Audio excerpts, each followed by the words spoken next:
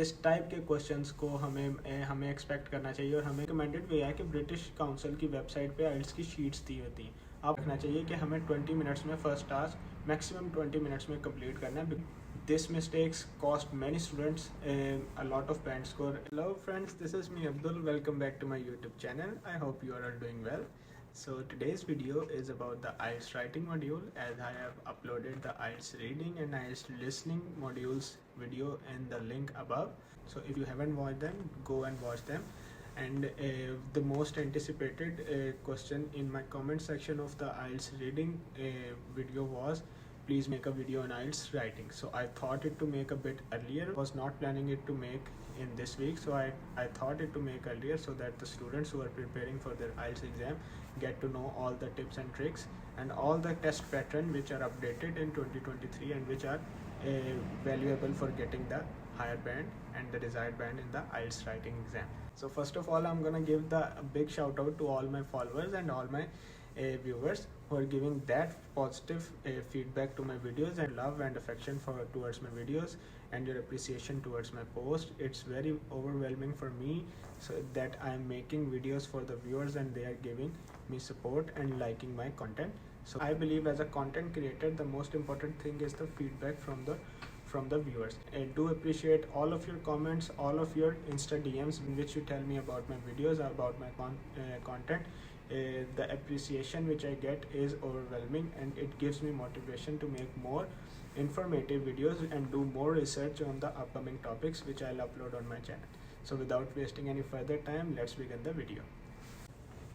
तो अगर आपने आइल्स रीडिंग और आइल्स लिसनिंग की वीडियोस अभी तक नहीं देखी तो ऊपर दिए लिंक में जाके चेक कर सकते हो। दोनों के लिंक्स इस वीडियो में दिए होंगे एंड चैनल के अंदर दोनों वीडियोस पहले से ही मौजूद हैं, तो उनको आप जाके चेकआउट कर सकते हो। तो सबसे पहले हम डिस्कस कर लेते हैं आइल्स writing.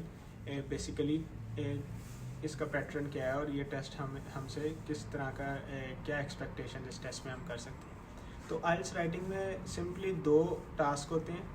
One task is either a flow chart, a pie chart or a diagram which you need to explain in your own words, maximum to an extent of 150 to 170 or 180 words, not minimum than 150 words. Keep in mind, this mistakes cost many students a lot of band score in their IELTS exam. तो जो first task है इसमें out of 60 minutes आपको 20 minutes मिलेंगे।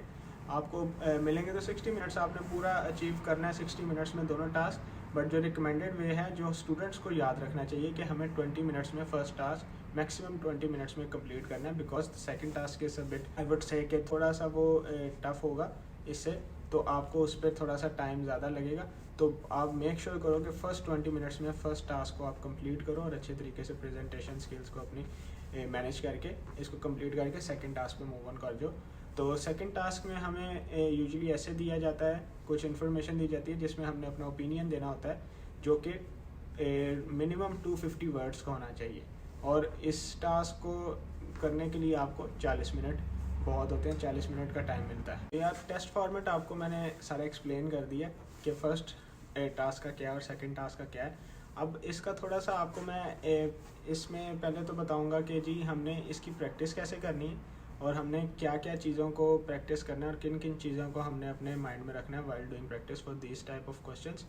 और उसके बाद हम आपको बताएंगे कि हमने किस किस किस्म के क्वेश्चंस आते हैं और सेकंड टास्क में और फर्स्ट टास्क में किस टाइप के क्वेश्चंस को हमें एक्सपेक्ट करना चाहिए और हमें किस तरह उनको लेकर सॉल्व करना चाहिए और कितने पैराग्राफ्स और किस तरह इनको प्रेजेंटेशन हमने अपनी किस तरह इम्प्रूव करनी है। बिकॉज आइल्स राइटिंग जो है वो आपकी राइटिंग प्रेजेंटेशन के ऊपर डिपेंड करती है। इसमें जो बैंड स्कोर है उसमें ना आपका कोई फिजिकल आपने फिजिकल कोई इंटरव्यू देना है, ना ही आपने कुछ सुनना है, ना ही बोलना है। That is all dependent on your writing skills. Writing skills को कैसे इम्प्रूव करना है, हमने कैसे इनके अंदर अपने जो फ्लॉज हैं राइटिंग में जो हमें पता नहीं चल रहे होते वाइल वी आर राइटिंग, हमने उनको किस तरह गौर में लाना है, ये सब आगे चल के इस वीडियो में आपको बताएंगे।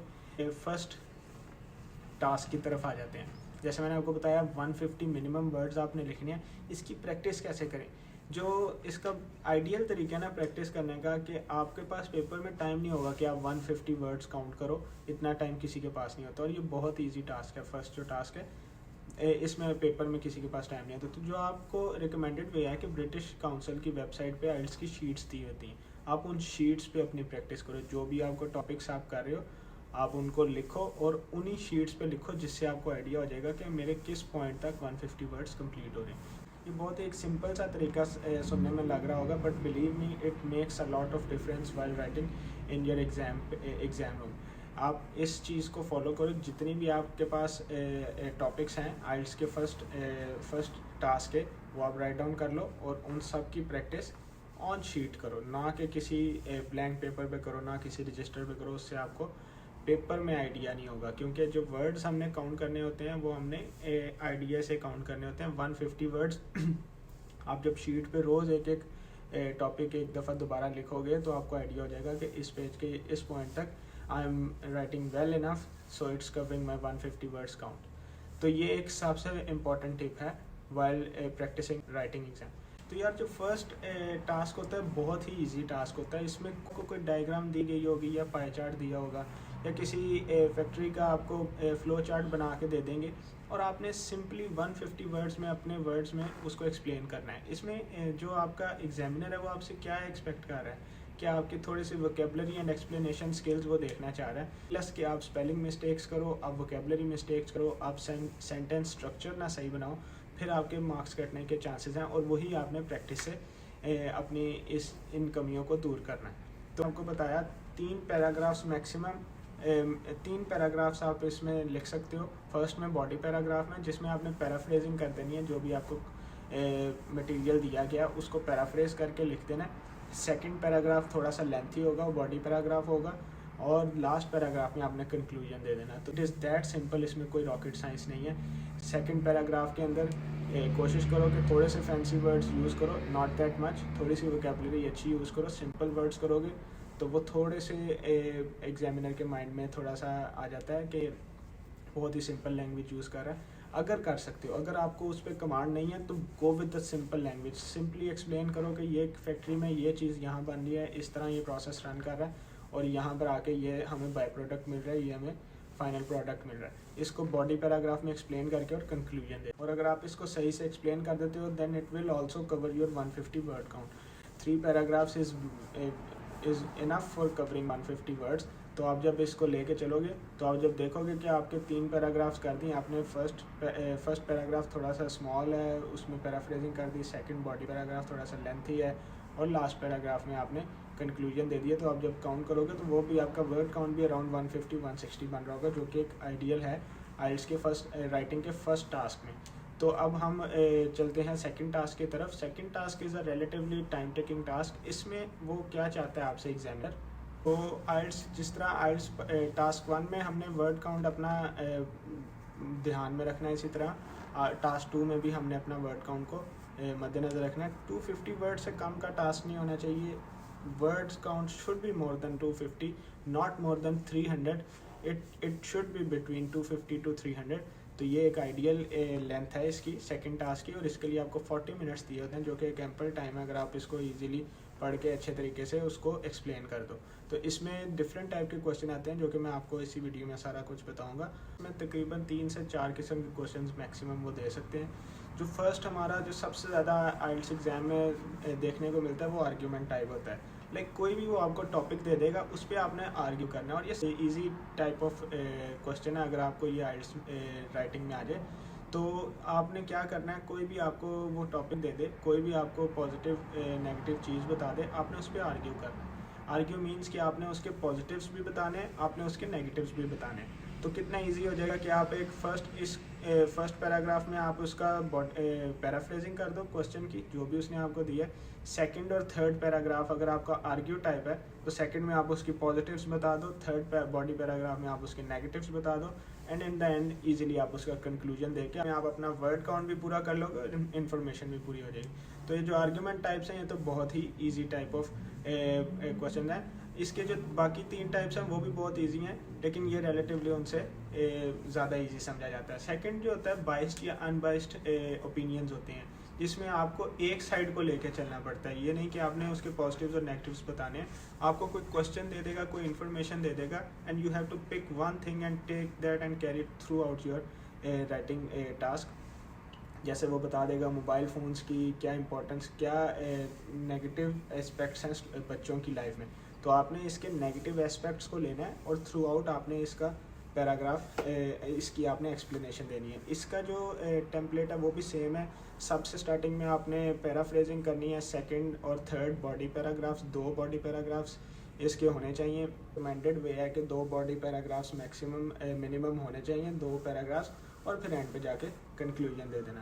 तो ये हो गया बायस्ड टाइप ऑफ क्वेश्चंस। आगे आ जाता है प्रॉब्लम एंड सोल्यूशन। कोई भी आपको प्रॉब्लम दे दी जाएगी कि इस सोसाइटी में ये इश्यूज चल रहे हैं, सोसाइटी के ये ग्लोबल वार्मिंग का, इकोसिस्टम का, these are the problems and you have to discuss that problem and also give the solution.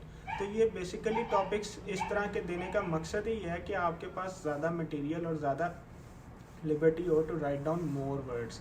तो आपने इसमें ईजी होके सेम टेम्पलेट फॉलो करना है। First paraphrase the question, same question के वर्ड्स को आपने पैराफ्रेज करके लिख देना है और उसमें आपने कोई ना कोई डिस्कशन कर देनी प्रॉब्लम के बारे में, जो भी आप क्वेश्चन में दिए। सेकंड में आपने प्रॉब्लम की सारी डिस्कशन करनी है। थर्ड में आपने उस पैराग्राफ में आपने उसका सोल्यूशन दे देना है और सेम लास्ट पैराग्राफ में आपने जाके कंक्लूजन दे देना। क्वेश्चन होते हैं बहुत रेयर होते हैं, बहुत कम आते हैं, ऑल पॉजिटिव या ऑल नेगेटिव। ये भी बहुत ही ईजी टाइप है अगर ये आ जाए, क्योंकि इसमें आपको कोई भी एस्पेक्ट बता दिया जाएगा तो आपने उसको डिफ़ाइन करना है, उसकी इंपॉर्टेंस बतानी है सोसाइटी में, उसकी अगर तो पॉजिटिव है तो इंपॉर्टेंस बता देनी है, अगर नेगेटिव है तो उसके नेगेटिव एस्पेक्ट्स बता देने हैं। और टेम्पलेट जो राइटिंग का टेम्पलेट है वो सेम है। बॉडी पैराग्राफ 1, 2, सबसे पहले आपने रीफ्रेज द क्वेश्चन करना है, बॉडी पैराग्राफ 1, 2 एंड कंक्लूजन। इन सारे पैराग्राफ्स में आप बॉडी पैराग्राफ्स को 3 काउंट तक लेके जा सकते हो, यानी बॉडी पैराग्राफ आप 3 बना सकते हो, फर्स्ट इंट्रोडक्शन और कंक्लूजन के दरमियान में। बट जो रिकमेंडेड वे है वो 2 body paragraphs makes it look more symmetrical while your presentation skills are concerned. के जो सेकंड टास्क में क्वेश्चंस आते हैं वो भी मैंने आपको इस वीडियो में सारे बता दिए हैं। अब कुछ जो मिस्टेक्स और जो कुछ टिप्स और ट्रिक्स हैं इस बारे में वो मैं आपको बताता चलूँ कि एक तो कोशिश करो अपने जो राइटिंग जब आप प्रेजेंटेशन कर रहे हो वर्ड्स को रिपीट मत करो। बहुत से स्टूडेंट्स ये गलती सबसे ज़्यादा करते हैं क्योंकि इसमें आपके मार्क्स कट डाउन हो जाते हैं और वो अंडरलाइन कर देते हैं कि this word has been repeated more than 6 times 7 times. तो मेक श्योर करो कि आप उसके सिनोनिम्स यूज़ करो, रीफ्रेज करो। जो भी इंफॉर्मेशन आप दोबारा अगर उसमें एंटर कर रहे हो अपने पैराग्राफ को लेंथी करने के लिए या इन्फॉर्मेशन ऐड करने के लिए, तो थोड़े से डिफरेंट वर्ड्स यूज़ करो। हर चीज़ के कोई डिफरेंट वर्ड्स होते हैं। उससे ये होगा कि आपकी जो एक थ्रू आउट कंटिन्यूटी है ना वो बहुत अच्छी लगेगी और आपका जो राइटिंग स्किल्स है ना वो बहुत ही इन्हेंस्ड होके व्यूअर के सामने आते हैं, क्योंकि उसने तो सिर्फ आपकी राइटिंग देखनी है। तो राइटिंग स्किल्स वो जब सेम वर्ड्स बार बार पढ़ेगा तो उसके माइंड में ये एस्पेक्ट लाजमी आएगा कि इसके this guy is short of words की स्किल्स हैं, इसकी जो डाइवर्सिटी है वो बहुत कम है। तो इससे वो कई दफ़ा आपके बैंड स्कोर काट लेते हैं। और दूसरा जो इसमें आपको टिप बताने वाला हूँ वो भी बहुत इंपॉर्टेंट है। Use a bit of the more fancy words and use more lexical resources in that. और यार जो राइटिंग स्किल्स में तीसरा और बहुत ही इंपॉर्टेंट एस्पेक्ट है कि आपकी राइटिंग भी अच्छी होनी चाहिए। ये नहीं है कि आपके लेक्सिकल रिसोर्सेज बहुत अच्छे हैं, बहुत फैंसी वोकैबुलरी यूज़ कर रहे हो, आपकी ग्रामेटिकल मिस्टेक्स भी नहीं है, लेकिन आपकी राइटिंग बहुत गंदी है, तो ये प्रेजेंटेशन स्किल्स में आती है। इससे आपका बैंड स्कोर भी बहुत इफेक्ट होगा। तो मेक श्योर करो राइट दैट डाउन क्लीनली और जो पैराग्राफ की लेंथ्स हैं वो बिल्कुल इक्वली मैच्ड हों। जैसे कंप्यूटर में हम वर्ड पे कोई फाइल लिखते हैं उस तरह का आप कोशिश करो लिखने में। तो ये फ्रंट एंड पे जैसे ही आपका पेपर सामने आएगा, ये जो फर्स्ट इंप्रेशन है ना यही सबसे ज़्यादा इंपॉर्टेंट होता है। जब उसको एग्जामिनर को एक अच्छा प्रेजेंटेड पेपर नज़र आएगा, अंदर चाहे आपने इतना कुछ ना भी लिखा हो, वो आपको अच्छा बैंड स्कोर दे देगा। सो ये थी आज की हमारी video. I am pretty sure कि अगर आप इन टिप्स और ट्रिक्स को फॉलो करोगे it will surely help you in your IELTS writing exam और आपका बैंड स्कोर बहुत इंप्रूव करेगा। If you like the content, like the video, then please subscribe the channel and hit the bell icon so you don't miss any future updates, and share it with your friends.